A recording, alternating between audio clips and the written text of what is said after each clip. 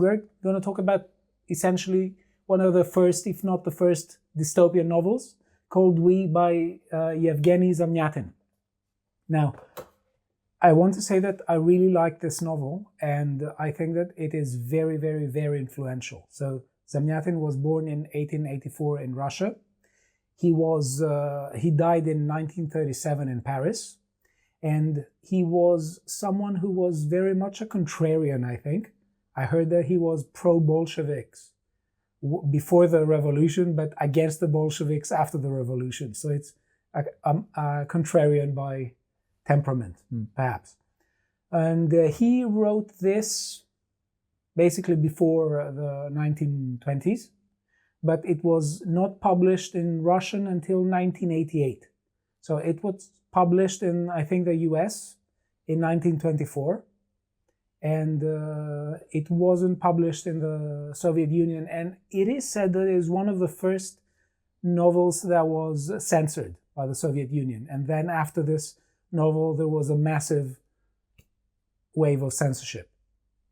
So Zamyatin was someone who definitely influenced other dystopian writers, because he is considered to be the originator of the genre, like Huxley. So Huxley apparently claims that it didn't influence him, but Orwell wrote in a letter saying it did, and I think it probably did. You can see some crossovers with particularly how one state governs sexual norms with Brave New World. Yes. And it also influenced Orwell, and we will definitely talk towards the end about whether We is better than 1984. We will compare the two novels. And I'm really looking forward to it, because I have an idea of what you're going to say. And I think that we're going to have a very interesting discussion about this.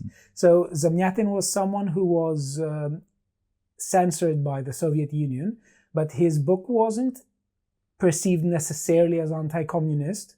It was perceived as a book that is against any kind of statism that praises conformity to the level of eradication of liberty, of complete eradication of liberty. Well, in it, he says the only ability to eradicate criminality is to take freedom away from men. Yes. So, yes. And in 1931, he wrote a letter to Joseph Stalin to be granted permission to leave the Soviet Union. And I think Maxim Gorky was someone who mediated for him. And essentially Stalin allowed him. And I think in the letter he told Stalin, not me, he told Stalin. I often make that mistake as well, Stelios, don't worry. Okay. He told Stalin that basically a writer with no audience is basically a dead person. It's better to be dead than being a writer with a dead audience. So he was exiled. He left, basically. He asked to leave the Soviet Union, and he died 6 years afterwards in Paris. Now, We is a very, very, very short novel. Here you can find it in Penguin Classics edition. It's just 225 pages, but it's really, really, really rich, and it has lots of themes. It examines lots of themes that we frequently talk about, and I think we should definitely talk about the themes. We will, when we enter a spoiler zone, we will tell you so you don't, we don't spoil the end for you if you want to read it first. But to be fair, I think dystopian fiction is never about the ending. For me, dystopian fiction is more about the plot. It's more about the world building than anything. And this is why I found We very interesting, because unlike other dystopic fictions where it is a top-down imposed mindset that is pushed on a dissident population, in We, it talks about paradigms. So the kind of rationalistic, very managerial, very mathematical way of thinking that has been imbued into the citizens of one state as a kind of critical consciousness that very rarely needs policing because they police themselves. Similar to Brave New World, in Brave New World, they're genetically engineered and kept constantly sedated by soma and the feelies and all of these carnal pleasures that distract them from cultivating the kind of appetites that allow them to appreciate nature or Shakespeare, comparison that's worth mining later. I think this is something that 1984 falls down a little bit, where Big Brother is so oppressive that people get discontented with it. You leave that room for like Winston and Julia to be rebellious enough. It's actually in We that you go into the psychology of D503, the main character, who is battling his own unconscious as a non-mathematical aberration and is contesting with the fact that he can tell that I is leading him astray. He calls it poisoning him because he's drinking and smoking and sleeping with her without the pink ticket. It's a lot more introspective than some of the other ones, and it's because it's contending with those paradigms of sentiment, romance, capital R, romantic notions of nature and the imperfect and being in the world versus the mathematical, the technical, the ultimate calculation of all things that makes it a kind of universal, homogeneous, utopian state. I picked this novel not only because it is incredibly influential and it's essentially the first dystopian novel. I picked it also because it challenges me. And why is that? Because I think that it is essentially depicting a rationalist or a rationalistic dystopia.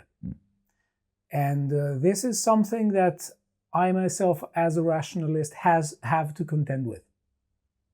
So the way I think of it is that an excessive reliance on reason, a reliance on reason that basically does not take into account other aspects of our nature, like the spontaneous aspect of our nature, and also is combined with the idea that anything that is not rational according to a particular kind of conception of reason should be, let's say, combated against, is bound to lead to tyranny.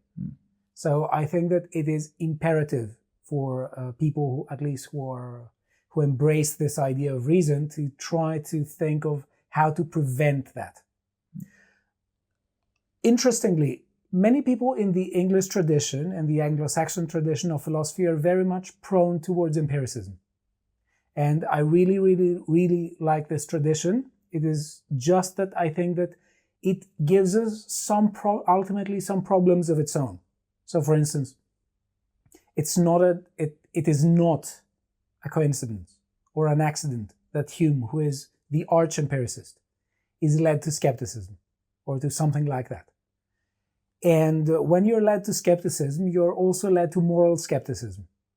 And this kind of moral skepticism has peculiar pitfalls on its own, because you can't be assertive in a moral fashion. It's very difficult to make sense of a morally dogmatic claim, and I make this in the ancient sense of the term, where dogmatism has to do with the affirmation of truth. So I think that essentially we have these two traditions, each of which gives us really, really, really big problems.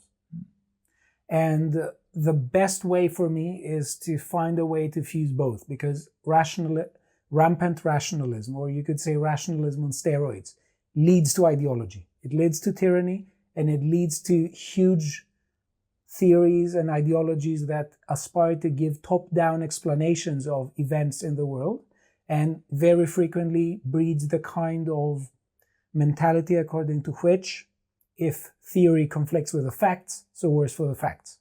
On the other hand, though, there is a problem with empiricism, which is the one that I said before, that very frequently empiricists have trouble accounting for moral knowledge. And I think that if we are to improve society, we need to be able, in some cases, to say that, no, this is immoral, this is where we draw the line, and we won't accept this or that practice. What you've said there reminds me of actually a passage, and it echoes the kind of critiques that you hear.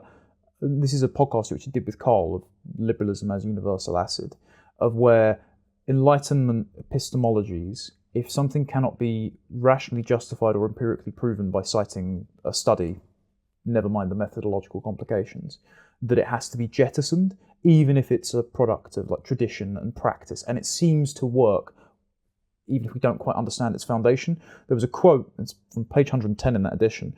There are ideas made of clay, and there are ideas sculpted for the ages out of gold or out of precious glass. And to determine what material an idea is made of, all you have to do is let a drop of powerful acid fall on it. Even the ancients knew of one such acid, reductio ad infinem. That's what they seem to have called it, but they were afraid of this poison. They preferred to see at least some kind of heaven, however clay, however toy-like, to this blue nothing. But we are grown-ups, thanks to the benefactor, and don't need toys.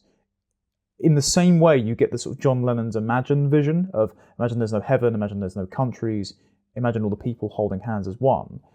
If you just take away these things that we can't rationally justify or prove, even though they seem to work, even though they constitute a kind of cultural texture, then suddenly it gives us space to rationally order everything into that utopia in its stead.